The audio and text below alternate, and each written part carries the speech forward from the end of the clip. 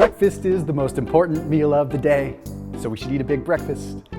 Kind of goes against the grain of what I usually talk about. Look, I'll explain that whole intro thing in a second, but you need some different alternatives.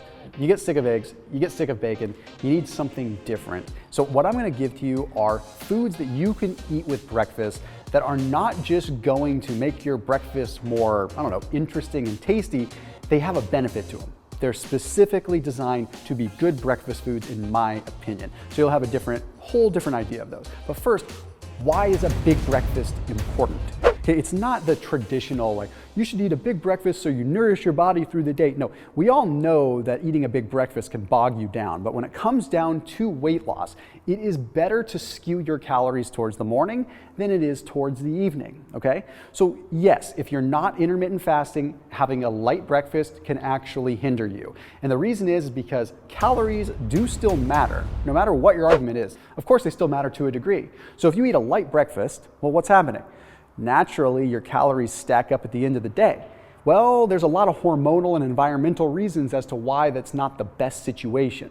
You see, if I had to really paint a picture for what would be the ideal sort of layout of your calories, I would probably say something in the ballpark of like 40% of your calories with breakfast, 40-ish% with lunch, and like 20-ish% with dinner. You should kind of be tapering as the day goes a little bit, just because it makes more sense. There's a study that's published in the journal Nature that demonstrated when most calories were consumed during active hours, the weight loss was significantly better. I mean, significantly better. Same amount of calories, but if they're consumed during waking active hours, you burn more of them naturally because you have more hormones working in your favor, okay, and more diurnal rhythms working in your favor. Another study demonstrated in the journal Science showed that you should be decreasing the calories as you go, just like I suggested, because they found that the same meal eaten at dinner that was eaten at breakfast would trigger a significantly longer glycemic response. So meaning it was causing blood sugar to stay elevated much longer if it was consumed in the evening. And that has to do with melatonin. Melatonin increases at nighttime, and melatonin decreases insulin. Okay, so that means that we're not having as much insulin taking up those carbs. Anyhow, you should be eating more calories in the morning. Okay, one last study that I promise I'll get to the foods. BMC Medical Genomics published a study demonstrating that your fat storage genes are less active in the morning, meaning you can get away with eating more fat in the morning than you can in the evening. So save that ribeye steak from dinner and eat it for breakfast and have that steak and eggs, because that is one of the best times that you can get that fatty cut of meat. Now let's jump in. Guacamole. I consider guacamole one of the best breakfast foods that you could possibly have, because you can throw it on just about anything, but you're also getting the monounsaturated fats that we really should be kickstarting our day with. It's not that fun and exciting to kickstart your day with a bunch of olive oil, but it is kind of fun to make some kind of delicious scramble that has a giant glob of guacamole on it. Okay, the monounsaturated fats trigger uncoupling proteins that allow you to use more body fat as heat. Flat out, you get a fat loss benefit. Okay, another thing you might want to consider trying is using more hollandaise. If you are doing keto and you're trying to allocate more of your calories to the morning, that is your time to enjoy the calorically dense foods. Hollandaise, if you make it with ghee, you have like such a delicious sauce that is super hypercaloric and is going to get you those calories allocated. By the way, by stuffing those calories earlier in the day, you naturally won't eat as much as the day goes on. You're changing up your rhythms, okay? And if you stop eating when the sun goes down, you're gonna naturally have a longer fasting period overnight, even if you're not officially intermittent fasting. Okay, this next one is one you probably haven't tried yet. It's grilled halloumi cheese. Halloumi cheese, if you get the one that is made from sheep or goat, is a delicious, delicious cheese. And the structure of it is relatively dense, so you can literally grill it.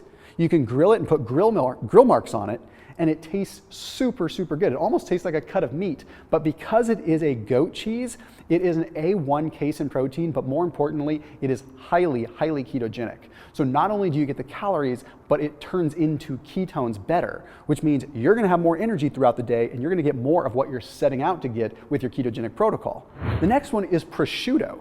Okay, if you were to take that same grilled halloumi cheese and wrap it in prosciutto, You have such a delicious dish and you don't even know it until you try it. Okay, it is super good, and prosciutto is not just one of these cured meats that is like unhealthy. Generally, prosciutto is clean. Okay, it's usually just pork and salt, and then it's aged naturally for a long period of time.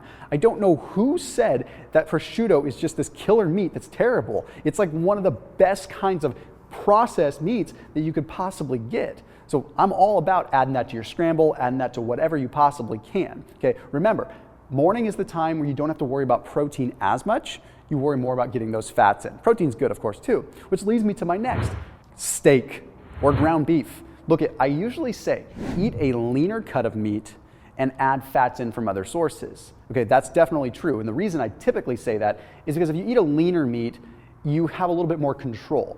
With a higher fat cut of meat, it is tougher because you don't know. Like one New York steak next to another New York steak of the same weight could have a complete difference of like 20 grams of fat just based on how the marbling is. It's very hard to determine. But if there's one time that you want to have a high fat cut of meat, it's in the morning because you can get away with it because your body's not going to utilize all those fats for storage as much. So if you want to have a good fatty ribeye, morning time is the time to do it. So have that steak and eggs, but also ground beef. Make a Joe's scramble. Add ground beef to your eggs. I don't know why people feel like red meat is not good in the morning. It's perfect in the morning. If you want the beef that I recommend, check out Butcher Box down below. Grass-fed, grass-finished meat. Probably some of the most delicious steaks I've ever had in the way of ribeye in New York's. So check them out. There's a special link down below. Butcher Box delivers them directly to your doorstep. You don't have to go to the grocery store. You don't have to talk to the butcher. You don't have to look at Bob in the aisle of the grocery store. You can just order your beef and get it delivered to your doorstep. So you can check them out at the link down below. Super convenient. A lot of times you end up paying less through Butcher Box than you do at the grocery store too. But the best part is just the convenience. Delivered to your doorstep, super easy, packaged clean with dry ice. It's just awesome. So check them out, special link down below. Another one is Chia. Now, Chia, believe it or not, is calorically dense. Okay, it's just you don't typically eat a lot because it swells up.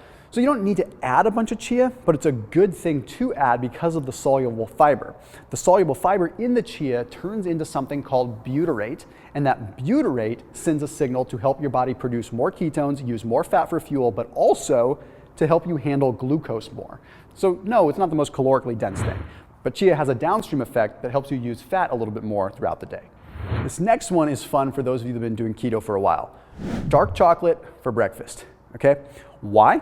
Because dark chocolate, especially in the morning, can help stimulate what is called mitochondrial biogenesis. This means it's allowing the mitochondria within the cell that is learning to process fats, it's helping that kind of form new mitochondria. And the more new mitochondria that you form in a ketogenic state, the more mitochondria you form that know how to use ketones for fuel.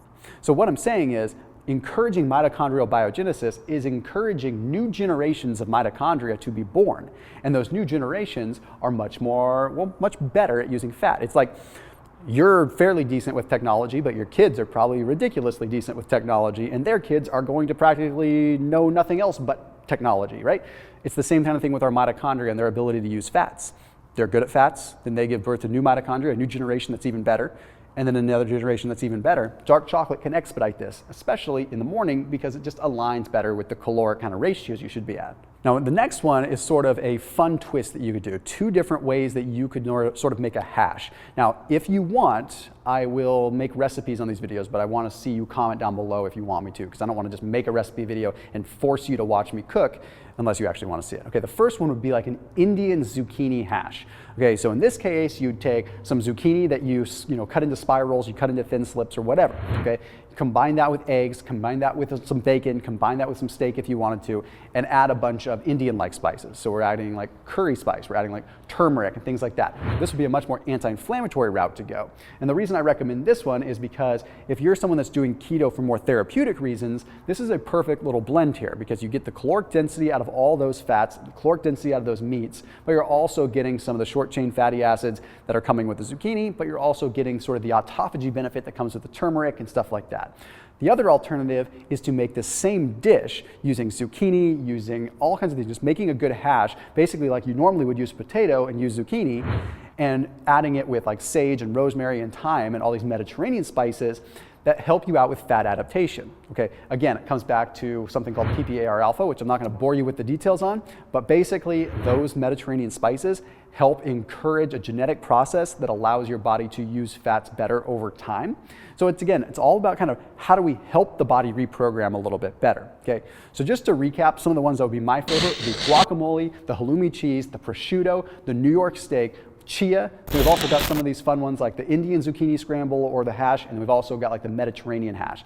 So there's a lot of other foods that you could add into the mix, but these are just some unique ones that you can use as a different spin to get more out of your keto breakfast. I'll see you tomorrow.